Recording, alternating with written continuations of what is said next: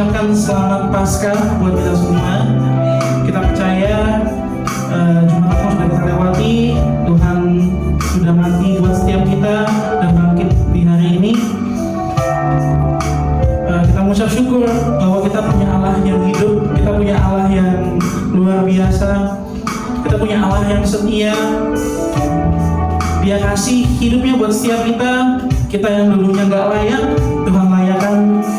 Dan sampai di hari ini kita ada tempat ini, kita percaya itu semua bukan karena kuat dan gagah kita, tapi itu semuanya karena penyertaan Tuhan.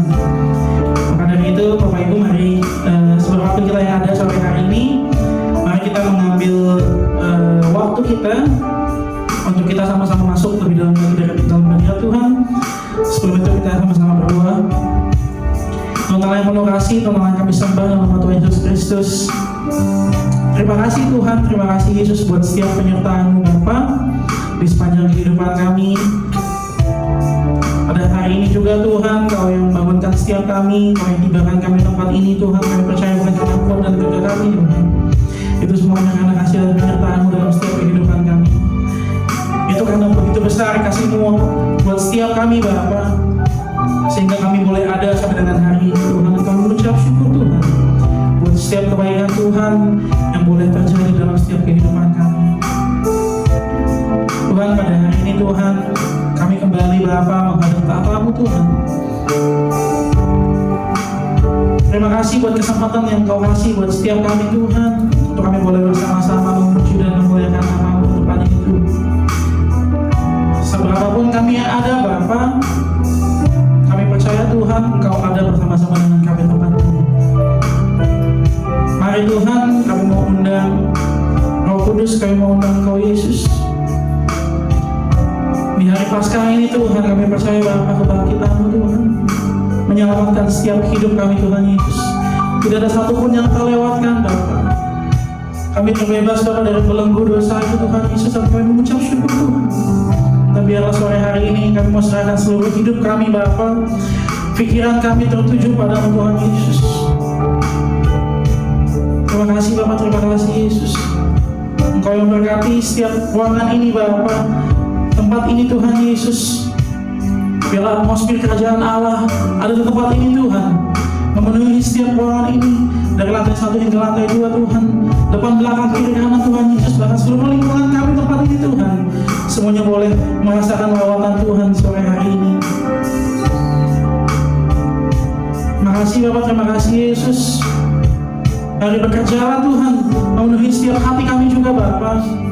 Setiap sudut ruangan hati kami Tuhan, Kau yang penuhi dengan urapan-Mu Tuhan Yesus. Biar damai sejahtera-Mu Tuhan selalu ada dalam setiap hati kami Yesus. Dari semua itu Tuhan, kami minta ampun buat setiap dosa dan pelanggaran kami Bapa. Kami tahu Tuhan, banyak dosa kami Bapa yang menyakiti hati-Mu Tuhan Yesus.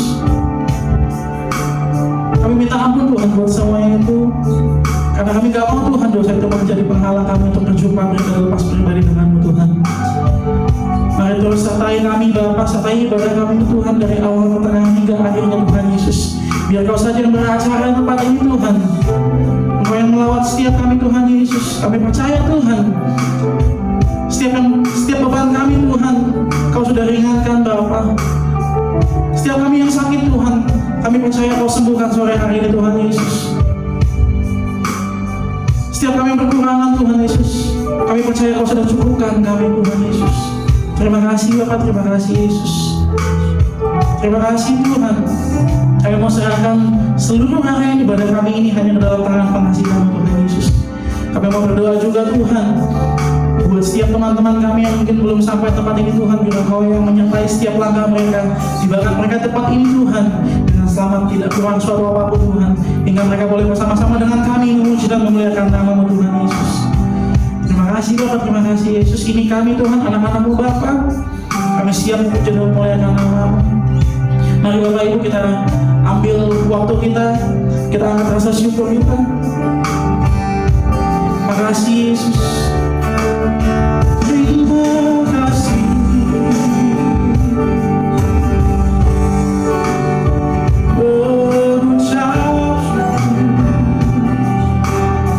Mari nikmati hadirat Tuhan.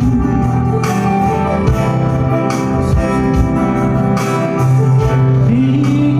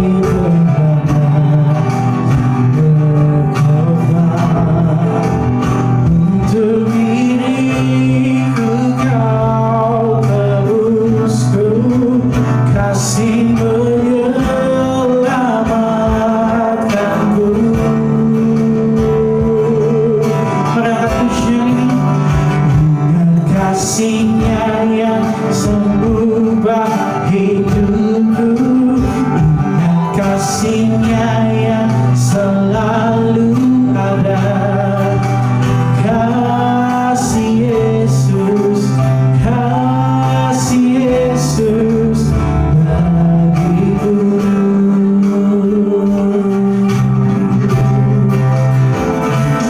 Hidupnya yang sembuhkan lukaku, ingat salibnya yang menebus aku. Kasih Yesus, kasih Yesus bagiku.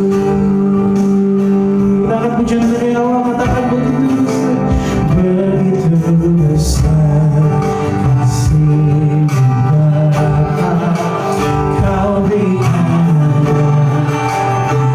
yang tunggal di saat aku percaya kasih menyelamatkanku, bukan sebagai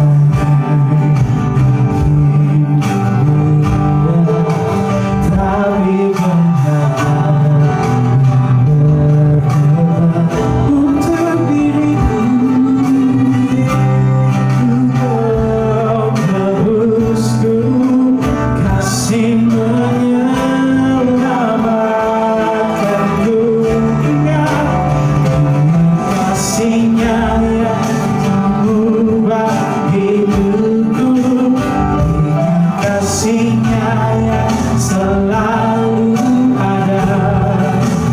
Kasih Yesus, kasih Yesus bagiku. Hidup hidupnya sembuhkan lukaku, tebus aku, Kau tebus kami. Kasih Yesus, kasih Yesus bagiku. Oh, ingat kasih-Nya yang kasih-Nya yang selalu ada. Kasih Yesus, kasih Yesus bagiku.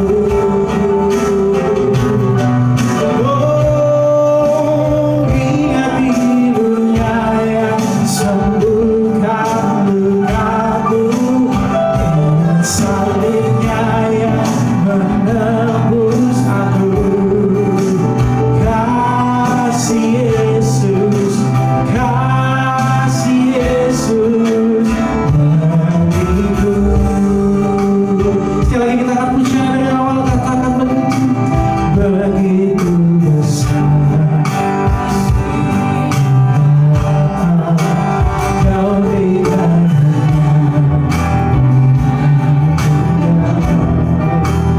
di saat aku percaya kasih menyelamatkanku, bukan sebagai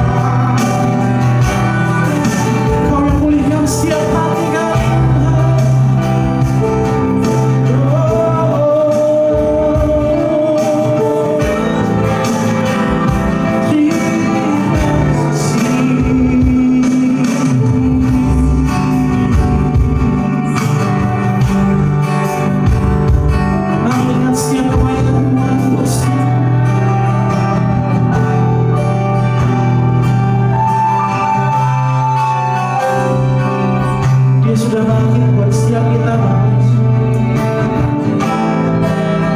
Karena begitu besar kasih-Nya buat setiap kita.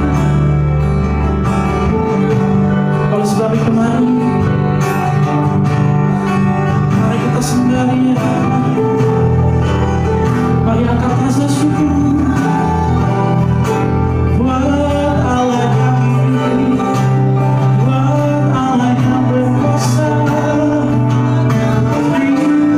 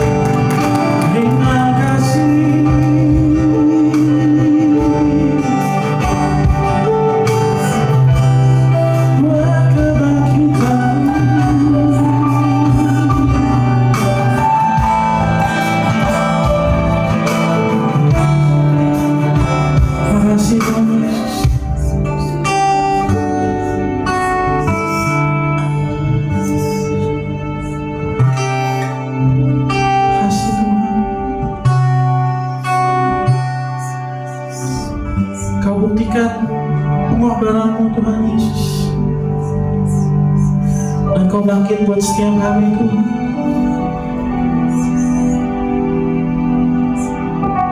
Biar kami gak mati Tuhan, dan jatuh dalam jurang maut Tuhan Yesus. Kau rela Tuhan, Kau rela masuk dalam jurang maut untuk menyelamatkan setiap kami Tuhan. Terima kasih buat pengorbanan-Mu yang sempurna Tuhan. Kami gak dapat membalas setiap kebaikan Tuhan.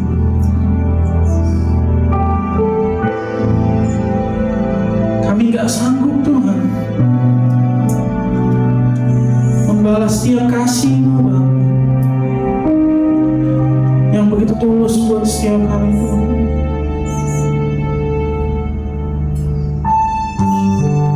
Tapi biarlah Bapa lewat pujian kami Yesus, Kamu boleh menyenangkan hati-Mu Tuhan. Tapi biarlah Bapa lewat pujian kami Tuhan, nama-Mu boleh dipermuliakan Tuhan Yesus.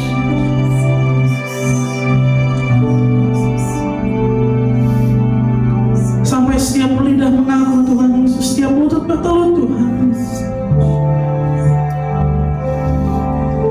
Engkau Raja Bapa di atas segala raja. Terima kasih Tuhan, terima kasih Yesus.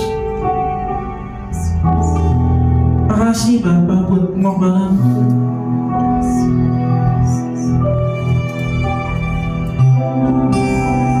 Dan biarlah Tuhan, kami boleh selalu belajar mengenal Kamu Tuhan Yesus. Lewat apa yang Tuhan sudah percayakan buat setiap kami Tuhan Yesus.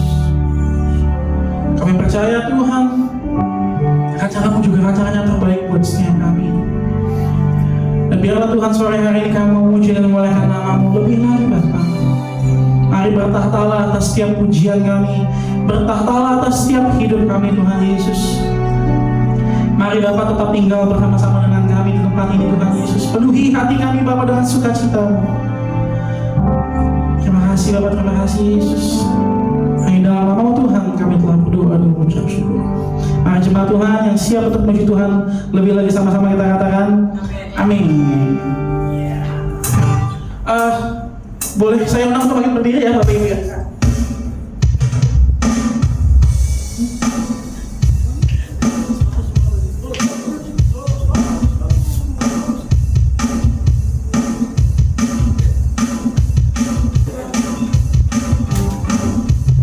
Kita percaya kita punya Allah yang baik, amin. Mari kita bersama-sama.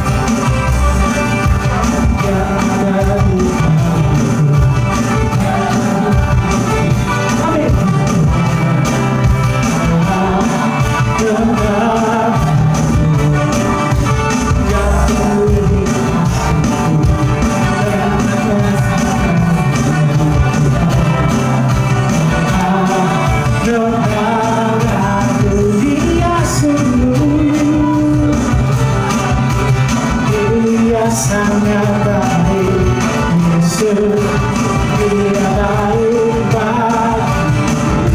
Yesus dia sungguh baik, dia sangat baik. Yesus dia baik bagiku. Katakan lagi, dia hati bagiku, dia hati bagiku.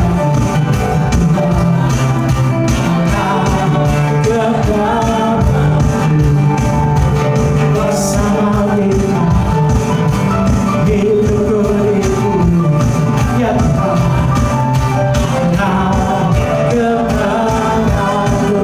ya dia sungguh baik, dia sangat baik. Yesus dia baik. Oh dia sungguh baik, dia sangat baik. Yesus dia baik bagiku. He is so good to you. He is so good to me. Jesus is so good to you. Oh, He is so good to you. He is so good to me.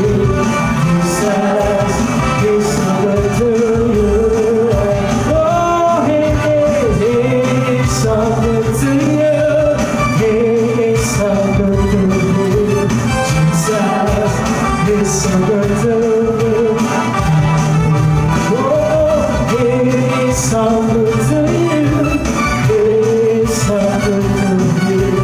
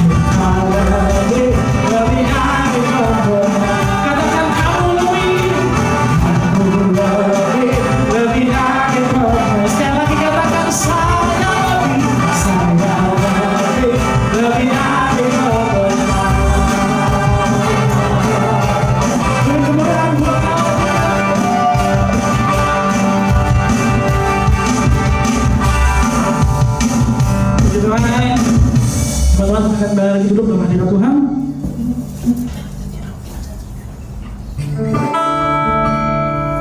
Oke, tiba saatnya kita akan masuk lebih dalam lagi dalam pemberitaan firman Tuhan. Tapi sebelumnya kita akan memberikan persembahan. Mari Bapak Ibu sama mempersiapkan persembahan kita. Sama-sama kita berdoa kembali. Makasih Tuhan, makasih Yesus. Kami percaya Tuhan, lewat kebangkitan-Mu Tuhan, kami sudah lebih dari pemenang Tuhan Yesus. Kami menjadi pemenang di dalam Kau Tuhan Yesus, dan kami mengucap syukur buat itu Bapa.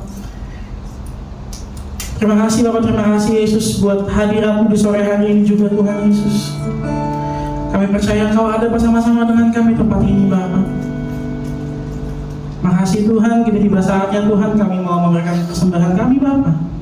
Biarlah Kau yang memberkati setiap tangan-tangan kami Bapak. Biar Kau yang memberkati setiap usaha kami Tuhan, pekerjaan kami Bapak, sekolah kami, semuanya boleh berhasil seturut dengan kehendak-Mu Tuhan Yesus.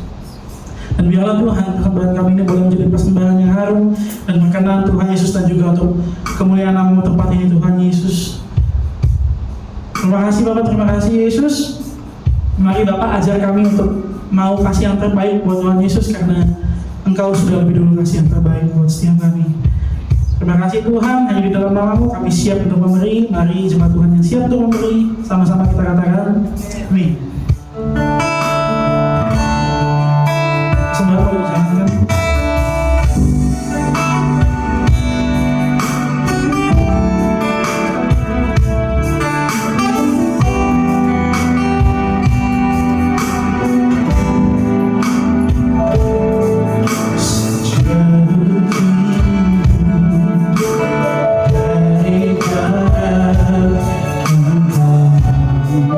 Oh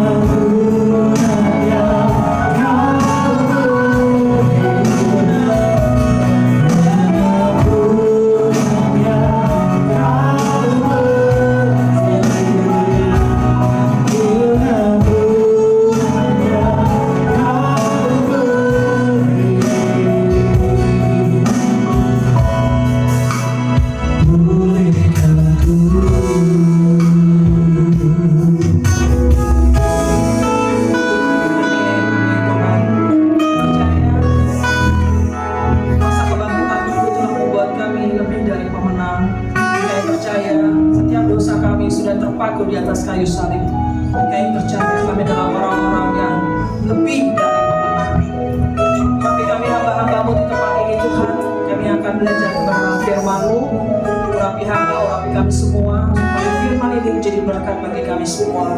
Dalam nama Tuhan Yesus kami berdoa dan mengucap syukur. Mari kita sama-sama katakan amin. Silakan duduk kembali. Shalom.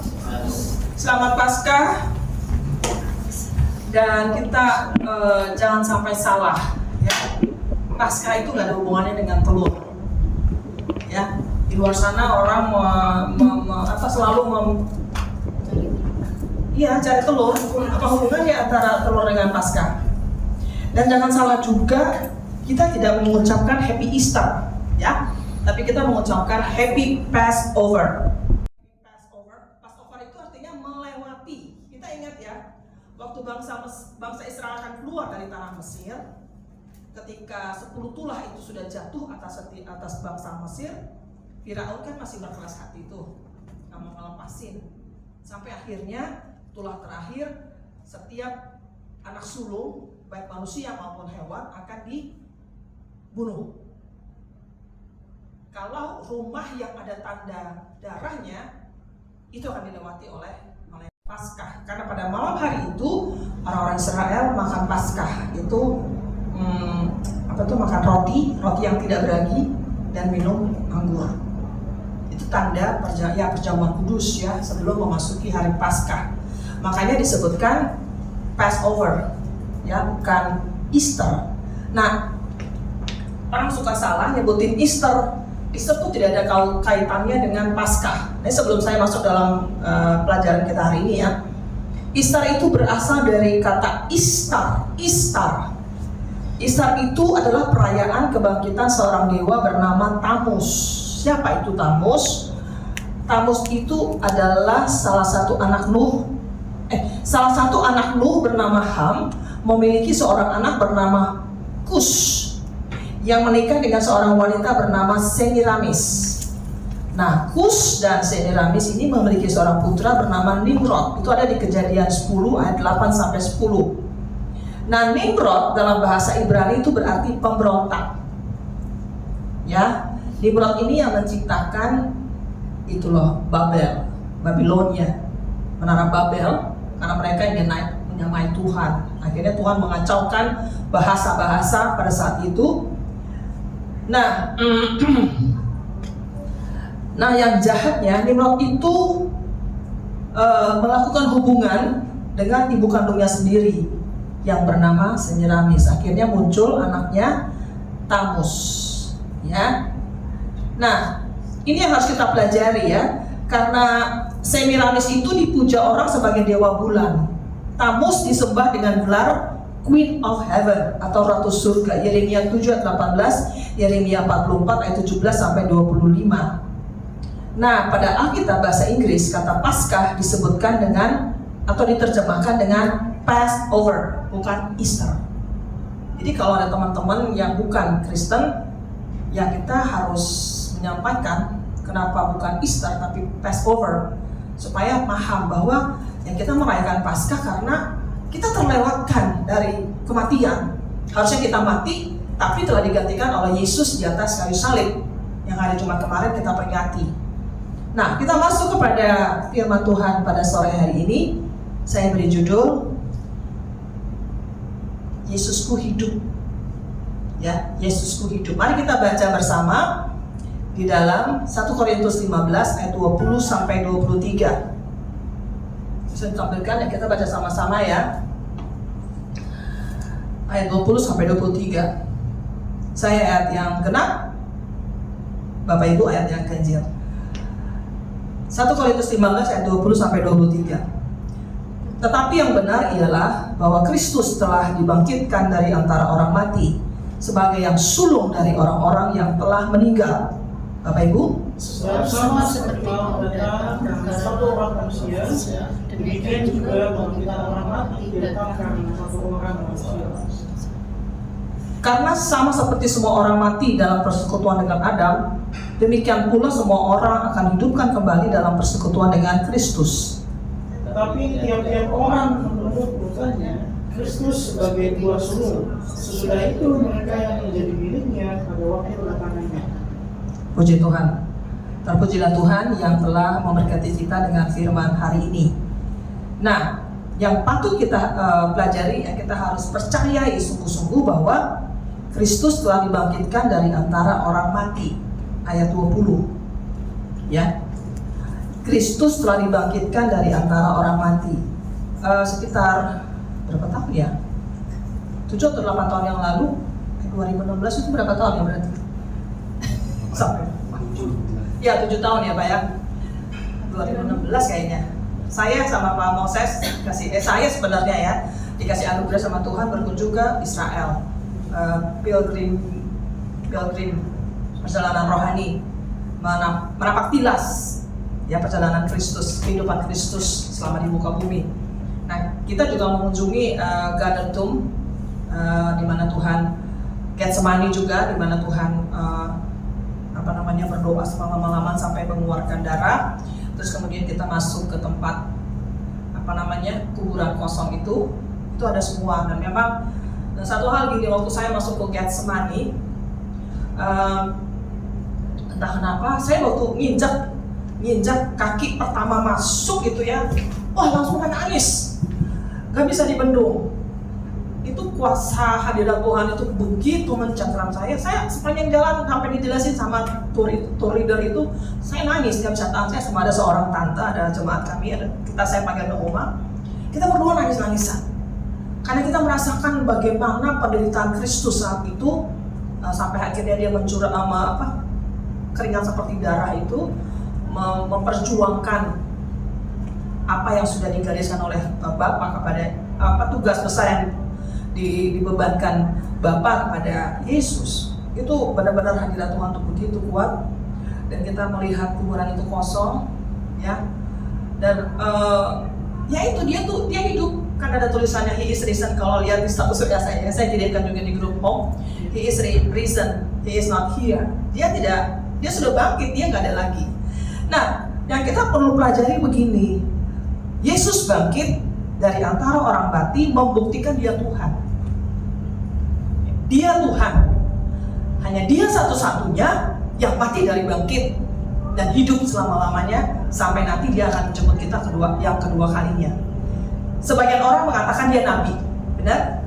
Ya, sebagian orang mengatakan di luar sana mengatakan dia nabi, dia guru, dan segala macam atribut-atribut yang diberikan kepada dia. Tapi satu hal yang kita percayai, dia adalah Tuhan.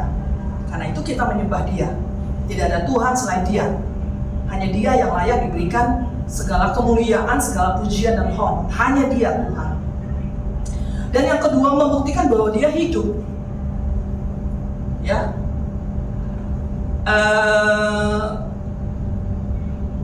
Agama lain tidak seperti kita. Kita benar-benar percaya bahwa Tuhan itu hidup. Bukti bahwa dia hidup, ya sampai hari ini kita dipelihara. Sampai ini kita masih bisa bernapas, itu bukti bahwa Tuhan itu hidup di dalam kita. Ya, bahwa dia Tuhan. Kita menyembah Tuhan yang hidup. Kita nggak menyembah patung, kita nggak menyembah pohon besar. Patung itu kan buatan tangan manusia. Ya, yang sewaktu-waktu patung itu bisa hancur. Ya, bisa terbakar. Tetapi kalau Tuhan kita adalah Tuhan yang hidup, yang tidak bisa terbantahkan sampai dengan hari ini. Sampai nanti kita bertemu dengan dia. Dia Tuhan. Dia adalah Tuhan yang hidup, yang tidak mati. Ya, tetapi orang sering meragukan hal itu. Tapi yang kita percayai, udahlah, kita nggak usah mendengarkan apa kata orang. Tuhanmu, buktinya apa kalau Tuhanmu hidup? Tuhanku hidup, ya sampai hari ini aku masih bisa bernafas, ya. Sampai hari ini aku bisa merasakan kasih Tuhan, berkat Tuhan melimpah. Aku dipimpin, aku dituntun dengan kuasa Roh Kudus. Kemudian yang ketiga, membuktikan bahwa dia menang. Dia menang atas maut. Ya, maut tidak bisa menahan dia. Dia menang atas maut. Karena dia Tuhan dan dia hidup, maka dia menang atas maut. Dia mengalahkan maut, sehingga tidak ada kuasa yang bisa menahan dia di dalam maut. Dan yang keempat adalah membuktikan nubuatan dalam Alkitab adalah benar dan digenapi.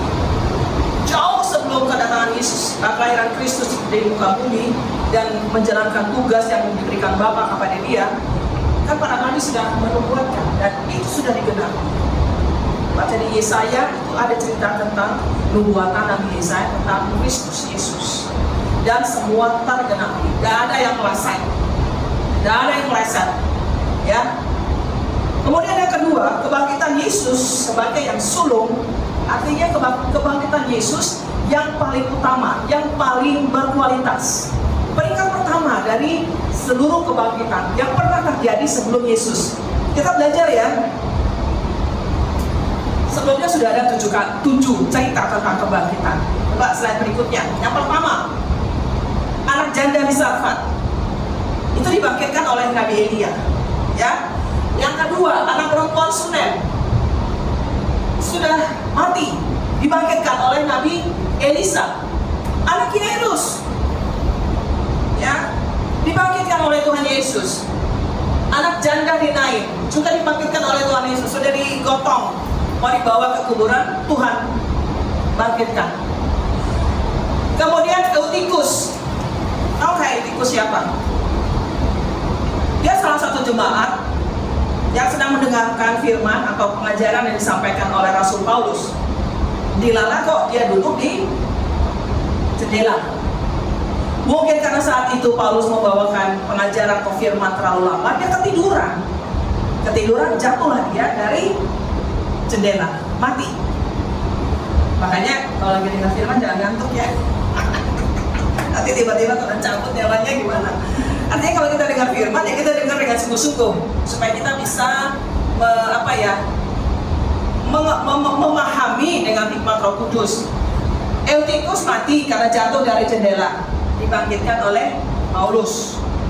Dorcas atau Tabita itu pun sama, mengalami kebangkitan yang dilakukan oleh Petrus. Dan yang ketujuh, Lazarus, cerita yang paling luar biasa yang kita alami, yang kita pernah baca dalam Alkitab.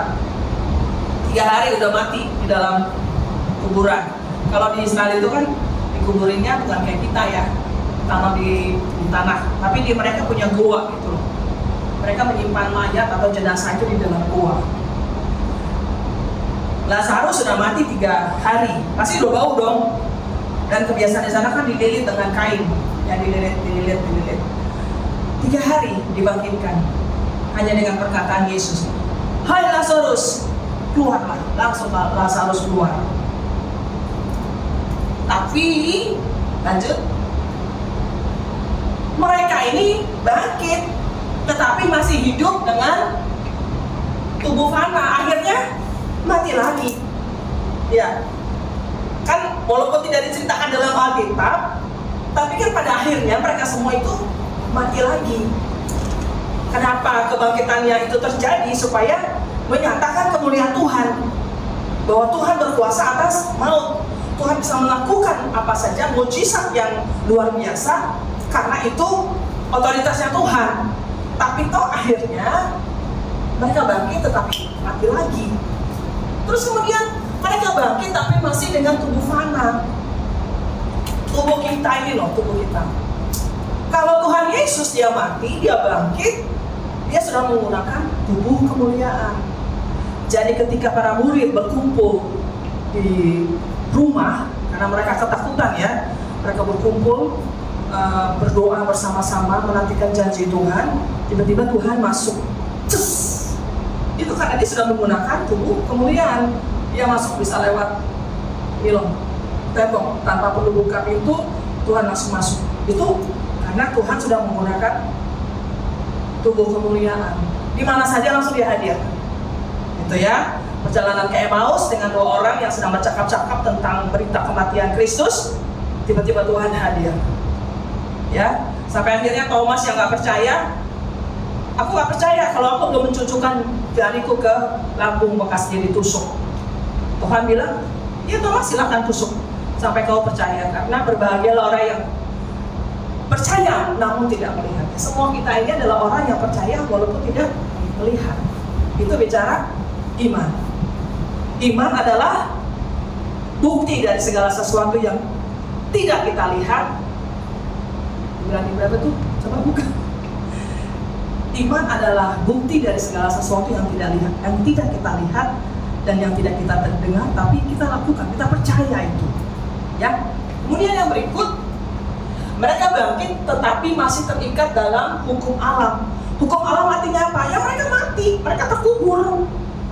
Tapi Tuhan mengalahkan itu. Hukum alam tidak berkuasa atas Tuhan. Dia bangkit dan naik ke surga, yang kemudian akan datang kembali untuk menjemput kita semua. Tidak ada yang bisa menahan kedahsyatan Tuhan, bahkan maut sekalipun.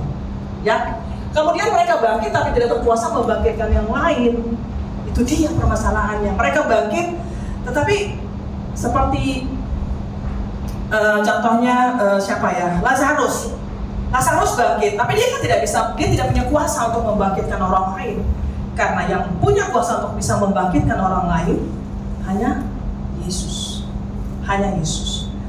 Nabi Elisa, terus kemudian Rasul Paulus, Petrus diberikan kuasa itu untuk menunjukkan, mendemonstrasikan bahwa ada kuasa yang lebih besar, ada kuasa yang luar biasa di dalam nama Yesus. Kemudian berikutnya,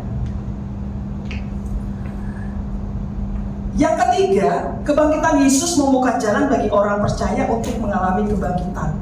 Kita baca di 1 Tesalonika 4 ayat 16. Sebab pada waktu tanda diberi, yaitu pada waktu penghulu malaikat berseru dan sangkakala Allah berbunyi, maka Tuhan sendiri akan turun dari sorga, dan mereka yang mati dalam Kristus akan lebih dahulu bangkit. Nah, itu minggu lalu kan Pak Moses sudah sempat singgung sedikit ya tentang kedatangan Tuhan yang kedua kali, second coming. Nah, bagian ketiga ini mengatakan bahwa kebangkitan Yesus membuka jalan bagi orang percaya untuk mengalami kebangkitan. Nanti ketika waktunya telah tiba, kita semua pada yang tahu, anak tidak tahu, artinya Yesus pun sendiri tidak tahu kapan dia harus kembali lagi ke bumi ini. Yang tahu hanya Bapa. Tapi kita bisa mempelajari dari tanda-tanda yang terjadi di dunia ini. Baca di Wahyu, kita akan belajar tanda-tanda yang diberikan menjelang kedatangan Kristus yang kedua kali. Nah, kebangkitan Yesus membuka jalan bagi orang percaya untuk mengalami kebangkitan. Nah, ketika orang mati di dalam Tuhan, ya orang tua kita, saudara-saudara kita yang sudah pulang lebih dahulu ke rumah Bapa, mereka adalah disebut orang-orang yang mati di dalam Tuhan. Nanti ketika tanda diberi dan penghulu malaikat berseru dan sangkakala Allah berbunyi, maka mereka lah yang pertama kali dibangkitkan. Ya, sampai sini paham? Ya, kita sedikit belajar. Saya juga belajar ya. Saya sambil membawakan ini saya juga belajar ya. Karena mesti refresh terus ya pelajaran atau ya pengajaran tentang second coming. Nah, kemudian di Yohanes 11 ayat 25, yuk kita baca. Jawab Yesus, akulah kebangkitan dan hidup. Barang siapa percaya kepadaku, ia akan hidup walaupun ia sudah mati. Ini yang dibilang waktu sangkakala berbunyi, tanda diberi, maka orang-orang yang mati di dalam Tuhan, mereka akan bangkit pertama kali. Mati kan udah mati sebenarnya, tapi mereka akan dibangkitkan.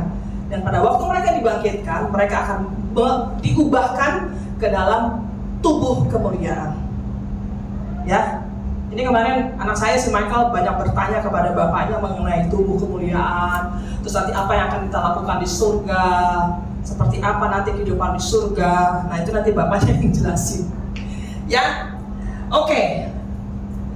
Selanjutnya begini, ada dua kebangkitan. Lanjut. Lebih enak kita baca ayatnya ya. Bentar dulu Neng, jangan masuk ke situ. Ada dua kebangkitan, Wahyu 20 ayat 6. Ada yang bisa bacain? Kakak, bacain Kak. Wahyu 20 ayat 6. Ada dua kebangkitan.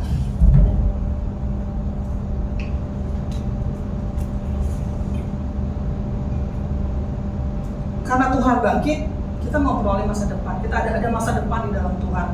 Kalau seandainya Tuhan Yesus nggak pernah bangkit, Tuhan Yesus itu mati selamanya, sia-sialah iman percaya kita. Tapi karena dia hidup, ada hari esok. Oke. Wahyu 20 ayat 6. Bahagia dan kuduslah ia yang dapat pergi dalam kebangkitan pertama itu. Maka yang kedua dia berkuasa lagi atas mereka, tetapi mereka akan menjadi umat Allah dan Kristus. Dan mereka akan meminta sebagai raja bersama-sama dengan dia 1000 tahun lamanya. Ya itu bicara soal kerajaan 1000 tahun ya. Sebentar, saya masih buka juga. Wahyu berapa tadi Kak? 20 ayat 6. Berbahagia dan kuduslah ia itu huruf kecil, berarti ia ya kita ya, yang mendapat bagian dalam kebangkitan pertama itu. Kebangkitan pertama adalah orang-orang yang mati di dalam Kristus, dan ketika sangkakala Allah dibunyikan, itu mereka yang bangkit pertama kali untuk menyambut Kristus di awan-awan yang permai. Kematian yang kedua tidak berkuasa lagi atas mereka. Jadi ketika mereka yang sudah mati, mereka kan mati pertama kali mati ya. Contohnya saya mati ini ya, itu kematian pertama. Tapi ketika Kristus datang nanti yang kedua kali dan sangkakala Allah dibunyikan, saya akan bangkit. Dan saya tidak lagi mengalami yang namanya kematian kedua. Kematian yang kedua tidak berkuasa lagi atas mereka, tapi mereka akan menjadi imam-imam Allah dan Kristus, dan mereka akan memerintah sebagai raja bersama-sama dengan Dia di 1000 tahun lamanya. Itu kerajaan 1000 tahun damai. Ya. Nanti bumi ini akan hancur lenyap, akan digantikan dengan bumi baru, langit baru, dan kita akan memerintah bersama-sama dengan Kristus 1000 tahun lamanya. Kemudian 11 sampai 12. Lalu aku melihat suatu takhta putih yang besar, dan dia betul besar, berarti Tuhan yang duduk di atasnya. Dari hadapannya lenyaplah bumi dan langit, dan tidak ditemukan lagi tempatnya. Nanti bumi yang kita tinggali sekarang ini akan lenyap, ya, akan lenyap. Dan aku melihat orang-orang mati, besar dan kecil, berdiri di depan takhta itu. Lalu dibuka semua kitab, dan dibuka juga sebuah kitab lain, yaitu kitab kehidupan. Dan orang-orang mati dihakimi menurut perbuatan mereka berdasarkan apa yang ada tertulis dalam kitab-kitab itu. Jadi masing-masing kita itu punya kitab. Apa yang kita lakukan dari kita lahir sampai dengan usia kita sekarang, sampai nanti kita meninggal, itu sudah dicatat. Ada catatannya. Jadi jangan lupa ya. Kalau buat salah cepat-cepat minta ampun sama Tuhan. Pokoknya setiap hari harus berminta ampun sama Tuhan, karena semua yang kita lakukan itu tercatat dalam kitab kehidupan. Dan nanti itu yang kita pertanggungjawabkan di depan takhta putih yang besar. Ya, ngeri ya kalau kita nggak sungguh-sungguh dalam Tuhan. Makanya kuasa kebangkitan Kristus itu membuat kita menjadi lebih dari pemenang. Bukan sekedar jadi pemenang, tapi kita harus hidup sungguh-sungguh di dalam Tuhan. Karena waktunya sudah gak lama lagi, gak semakin singkat. Walaupun mungkin 10 tahun, 20 tahun yang lalu dikatakan Tuhan Yesus segera datang, Tuhan Yesus segera datang. Kok gak datang-datang? Urusan datangnya kapan, itu bukan urusan kita. Urusan kita adalah menghidupi hidup kita ini dengan benar, dengan takut akan Tuhan, dengan iman kepada Yesus. Ya, jangan hidup sembrono. Ya, karena nanti ketika Tuhan datang kembali dan kita diperhadapkan dengan takhta putih yang besar itu, kita mau ngomong apa sama Tuhan? Ya, kita mau ngomong apa sama Tuhan, karena semua yang kita lakukan sepanjang kehidupan kita harus kita pertanggungjawabkan di hadapan Tuhan. Ya, Nancy pernah marah-marah nih tanggal sekian, tahun sekian, jam sekian, Nancy marah-marah, nggak sabar, emosi, ngomelin orang di jalan, itu dicatat semua.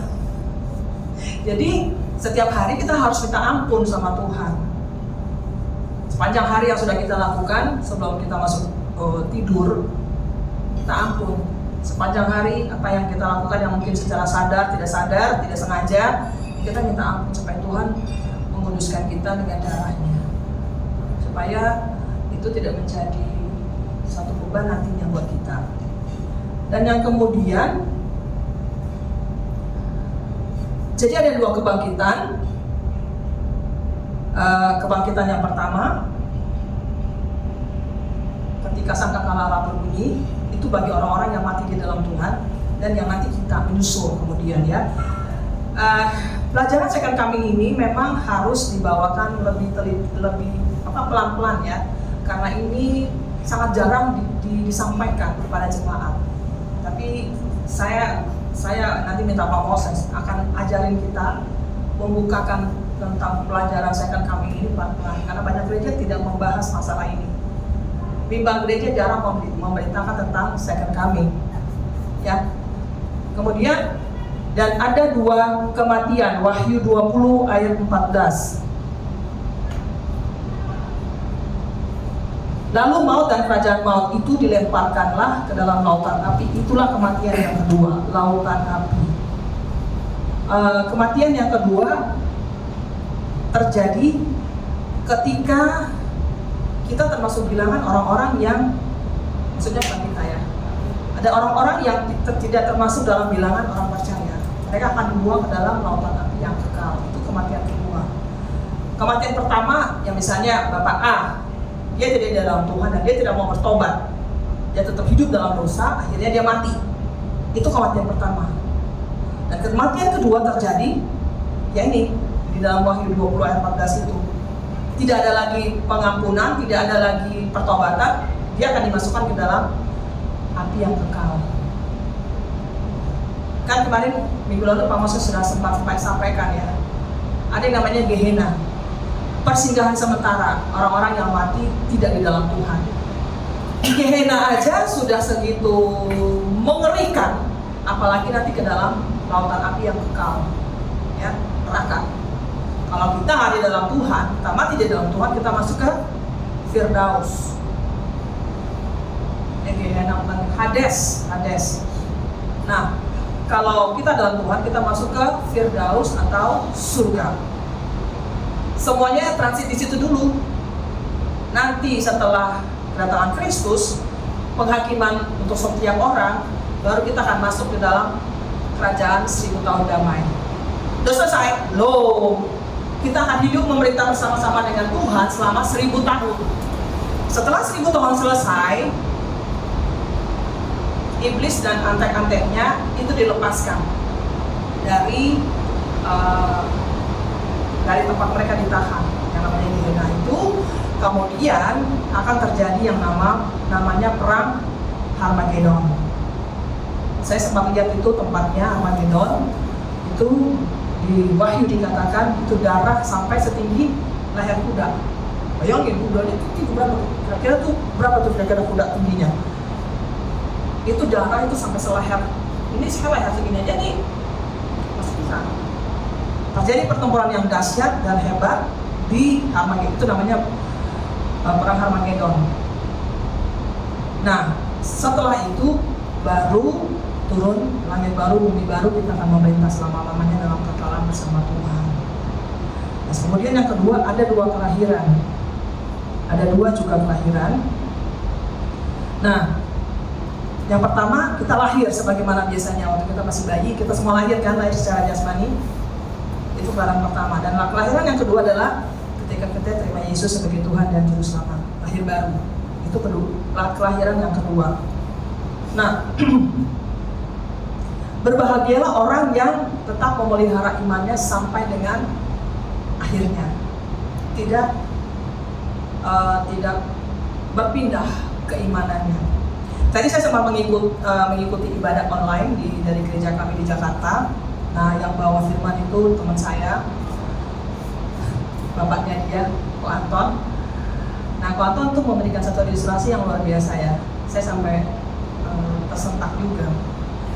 Ada ilustrasi yang mungkin dari cerita nyata ya. Ada 3 orang yang cinta Tuhan sungguh-sungguh.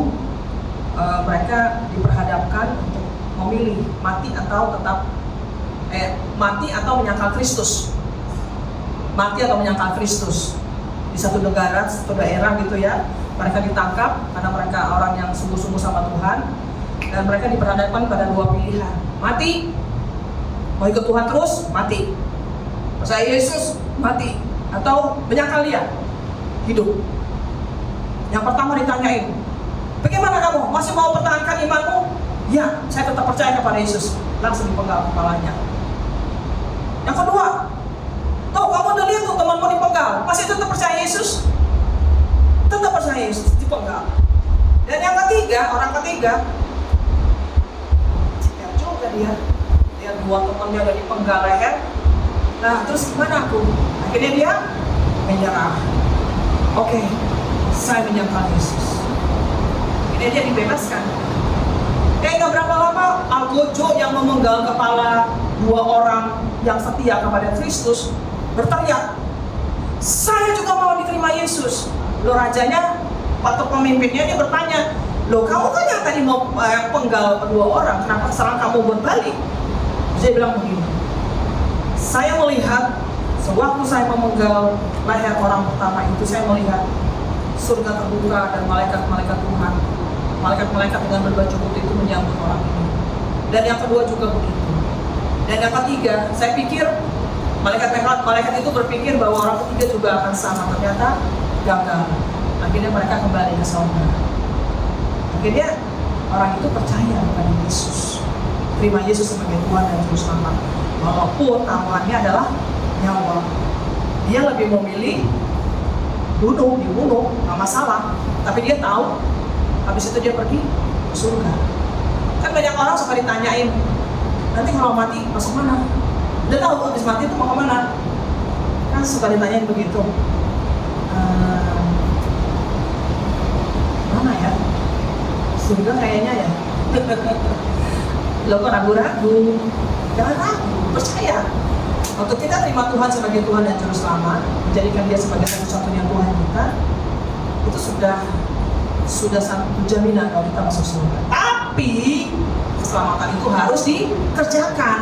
Gak ada istilah sekali selama-lamanya selamat, gak ada. Itu namanya hyper grace. Ya. Selamat, betul selamat, tetapi kita harus terus mengerjakan keselamatan itu dengan hidup takut akan Tuhan, mengerjakan kebenaran-kebenaran Tuhan, perintah-perintah Tuhan kita lakukan. Jangan hidup seenaknya, harus hidup benar-benar di dalam Tuhan.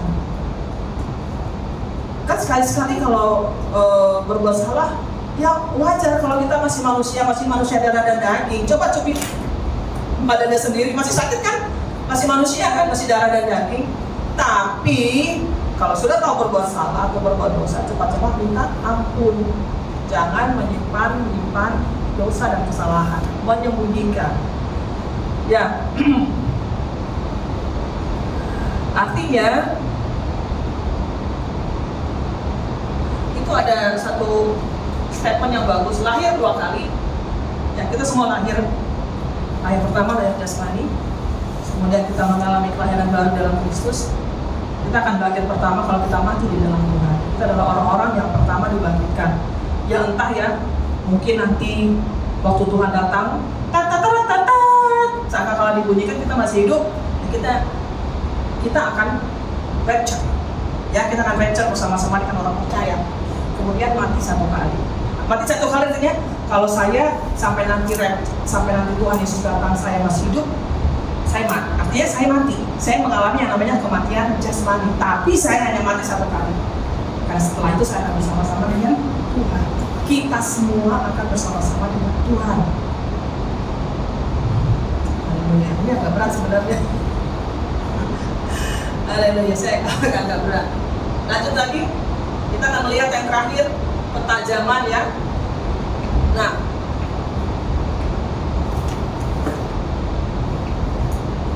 ini harus kita pahami dengan benar, ya. Ujungnya tuh kekal, ujungnya lagi kekal. Jadi kekekalan di dalam Tuhan itu semuanya kekal. Gak ada yang gak kekal, semuanya kekal. Kita masuk pada saat ini adalah gereja perjanjian baru. Kita semua hidup dalam gereja perjanjian baru. Kita hidup di dalam zaman anugerah, zaman kasih karunia Tuhan, ya. Dulu orang Israel kalau berbuat dosa harus cari binatang, sembelih binatang, ada darah yang ditumpahkan. Sekarang kita cukup datang kepada Tuhan, minta ampun, minta dikuduskan, disucikan dosa-dosa kita, sudah selesai. Ya. Kemudian kita akan masuk nanti 3,5 tahun, 7 tahun, yang dibagi 2, 3,5 tahun pengangkatan, 3,5 tahun awal pengangkatan, terus kemudian 3,5 kemudian setelah itu adalah kedatangan Kristus yang kedua kali.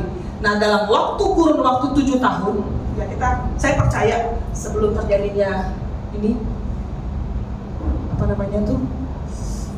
antikris. Ini antikris ya. Kita semua sudah terangkat. Amin. Karena di sini akan dibukakan 7 materai, 7 sangkakala dan 7 awan cawan murka. Nanti baca di kitab Wahyu, semuanya ada tertulis. Nah, waktu kita sudah bertemu dengan Kristus di awan-awan yang permai, kita akan melakukan yang namanya pujian penyembahan. Makanya akan ada tahta pengadilan Kristus yang tadi ya. Terus kemudian perjamuan kawin anak domba. Ya. Setelah itu kita akan memerintah bersama-sama dengan Tuhan dalam kerajaan 1000 tahun damai. Nah, di saat itu pun akan iblis akan diikat di jurang maut. Setelah itu waktunya lewat, setelah 1000 tahun damai akan terjadi yang namanya Harmagedon dan pengadilan bangsa-bangsa, Gog Magog. Terus kemudian kita akan masuk, setiap orang akan mempertanggungjawabkan perbuatannya di tahta putih besar. Nanti Pak Moses akan jelaskan secara rinci. Nah, ini agak-agak berat soalnya ini. Artinya gini, kita kembali ke slide yang pertama. Yesus itu bangkit, harus kita percayai, aminkan dalam nama Tuhan Yesus. Dia bangkit, dia hidup, karena dia adalah Tuhan. Karena dia bangkit, kita memperoleh kehidupan yang diberkati oleh Tuhan. Karena dia bangkit, kita punya masa depan. Karena dia bangkit, kita bisa meraih janji-janji Tuhan. Apa sih janji Tuhan? Baca di Alkitab, banyak sekali janji-janji Tuhan buat kita. Dia bangkit, dia siap untuk memberkati kita. Kalau Tuhan sudah menyatakan kemuliaannya dalam kebangkitannya, marilah kita hidup dengan sungguh-sungguh takut akan Tuhan. Ya, lagi, lanjut lagi. Nah, tadi yang ini, ya, bahwa kebangkitan Kristus menyatakan, membuktikan bahwa dia adalah Tuhan, membuktikan bahwa dia hidup, membuktikan dia bahwa dia menang, mengalahkan maut, membuktikan nubuatan dalam Alkitab adalah benar dan digenapi. Ya, tidak ada yang bisa membatalkan atau tidak mengakui hal ini, karena iman kita orang Kristen, orang percaya adalah iman yang percaya walaupun tidak melihat. Kita nggak ngalamin peristiwa di mana Yesus disalibkan, ya kan? Kita nggak ngalamin peristiwa di mana dia harus mikul salib dari bawah Bukit Golgota itu sampai naik ke atas. Itu kalau Bapak Ibu dapat kesempatan ke Israel itu bisa lihat ada pos-posnya, ada station, ada berapa tuh? Station saya lupa. Ada yang real, ada yang dibuat oleh orang-orang Katolik. Nah, itu kita bisa lihat bagaimana dia mikul salib itu berat banget, kayunya berat, tapi semua dia lakukan demi menebus kita umat manusia. Kalau dia sudah berkorban segitu besar, apalah kita artinya dalam menghadapi kehidupan ini. Saya tahu kita punya banyak pergumulan, tapi coba renungkan kasih setia Tuhan sehingga dia mau mengorbankan hidupnya, mati di atas kayu salib bagi kita. Ayat Alkitab bilang terkutuklah orang yang digantung di atas kayu salib. Karena ada sepersekian detik dalam hidupnya Yesus, waktu dia digantung di atas kayu salib, kan dia berteriak, Eloi, Eloi, lama sabachthani, ya Allahku, mengapa engkau meninggalkan aku? Karena pada saat itu, ini tidak diceritakan secara real di dalam Alkitab, tapi tafsir mengatakan, para ahli mengatakan, pada saat itu Bapa memalingkan wajahnya dari Yesus. Karena pada saat itu yang tampak adalah kehinaan, karena ada dosa yang begitu besar yang harus ditanggung oleh Yesus. Makanya Bapa memalingkan wajahnya dari Kristus sampai akhirnya dia berteriak, Eloi, Eloi, lama sabachthani, ya Allahku, mengapa engkau meninggalkan aku? Itu sepersekian detik dalam kehidupannya Tuhan waktu dia tergantung di atas kayu salib. Dan pada tepat jam 3 siang, jam 3 sore, dia menyerahkan nyawanya, tetelestai, sudah selesai, it is finished. Ya Bapakku, ke dalam tanganmu diserahkan nyawa. Langsung tirai di dalam bait suci, terbelah dua. Membuktikan bahwa kemahakuasaan Tuhan itu tidak ada yang bisa menahannya. Kuasa apapun tidak bisa menahannya. Demikian pula dengan kebangkitan Kristus. Tidak ada yang bisa menahan Tuhan untuk selama-lamanya mati di dalam kubur. Tapi ada bagian dalam Alkitab menyatakan waktu dia berada dalam alam maut, nanti coba kita cari ayatnya ya. Saya pernah baca itu, Tuhan masuk ke dalam alam maut dan berusaha untuk merebut orang-orang yang masih bisa diselamatkan. Dia masuk ke dalam jurang maut, ke dalam maut, dan Tetapi maut tidak bisa menahan dia, dan pada hari yang ketiga dia bangkit, yang hari ini kita rayakan. Ya, Bapak Ibu, ini sudah cukup menjelaskan kepada kita bahwa iman percaya kita sebagai orang Kristen. Orang Kristen itu kan artinya, Kristen itu artinya kan pengikut Kristus. Kita pengikut Kristus. Kalau Tuhan saja sanggup menanggung beban seberat itu, apalagi kita. Kita pasti mampu kok. Kebangkitan Tuhan itu membuat kita lebih dari pemenang. Puji nama Tuhan. Mari kita bangkit berdiri.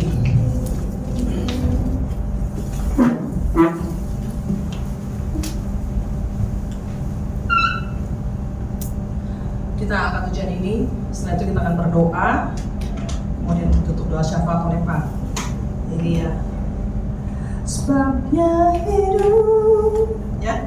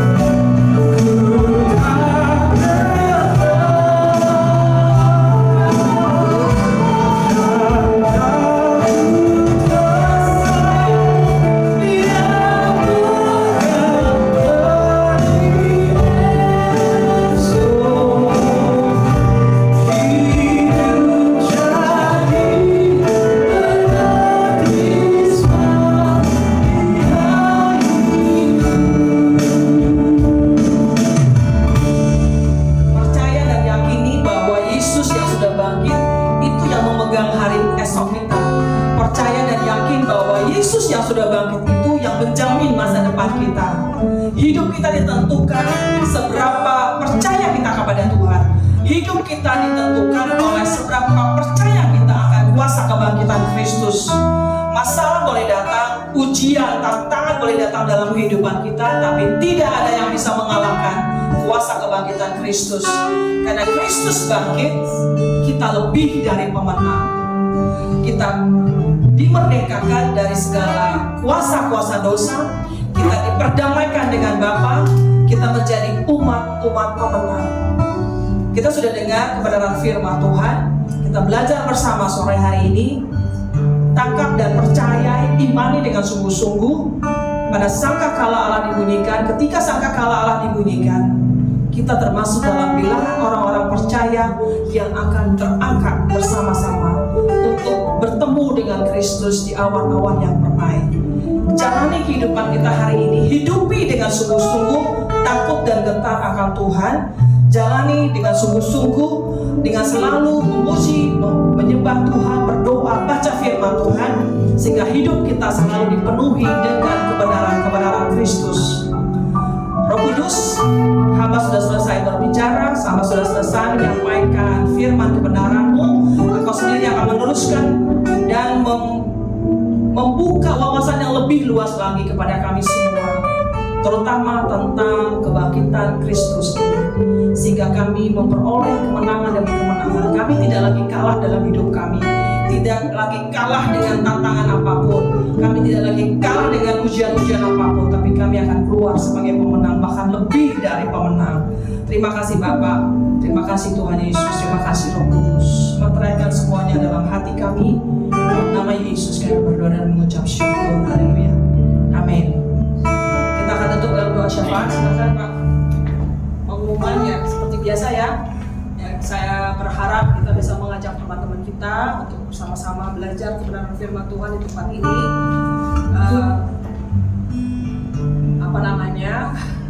Kita kan namanya home ya, house of mentoring. Jadi tentunya penyampaian firman pun lebih relax ya, tidak seperti di gereja-gereja seperti biasanya ya.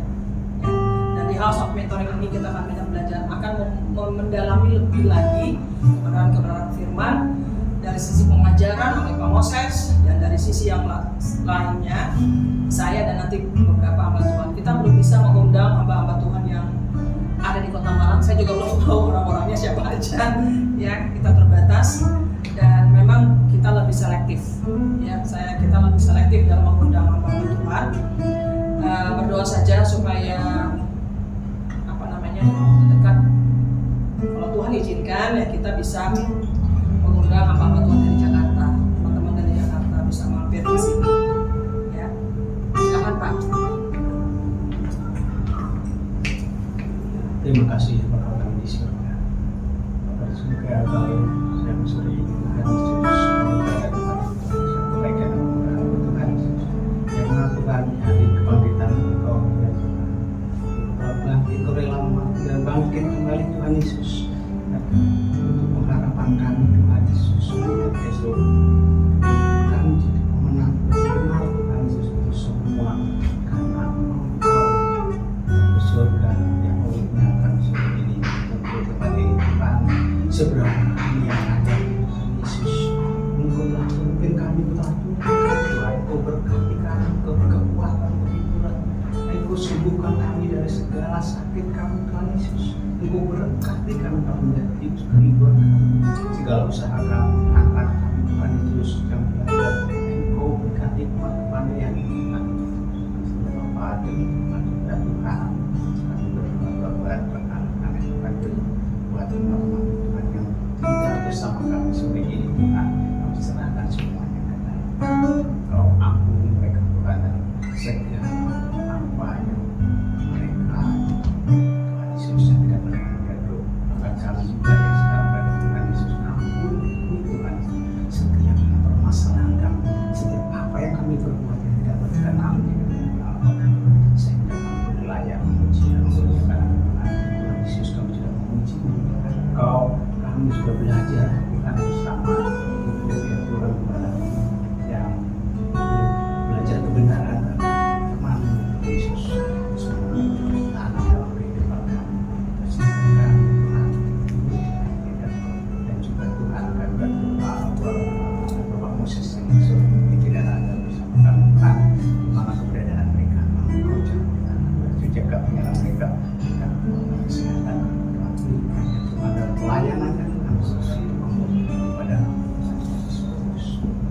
Jadi kami Tuhan buat menjaga di sini Tuhan Yesus, kami serahkan semuanya kepada Engkau dan khususnya terutama lagi dan ada saat ini Tuhan di tempat ini Tuhan Yesus, Engkau lawan kami Tuhan, beri kami Tuhan tempat ini bersama kami untuk Tuhan kebenaran kepada Tuhan, sehingga Tuhan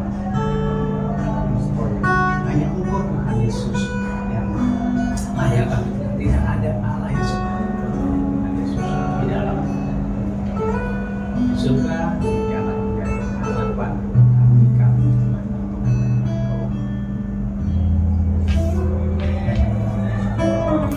kita akan angkat kedua tangan kita sebelum kita pulang, kita menerima berkat dari Tuhan. Berkat yang terindah dan yang terbaik dari Bapa di surga di dalam anaknya Tuhan kita Yesus Kristus, dan persekutuan yang manis dengan Roh Kudus yang akan menuntun memimpin kita menjalani kehidupan kita di dalam takut akan Tuhan, di dalam kebenaran firman Tuhan dari hari ini sampai nanti Tuhan Yesus menjemput kita semua di awan-awan yang terbaik, yang siap menerima lawatan Tuhan. Mari kita sama-sama katakan amin. Tuhan Yesus memberkati.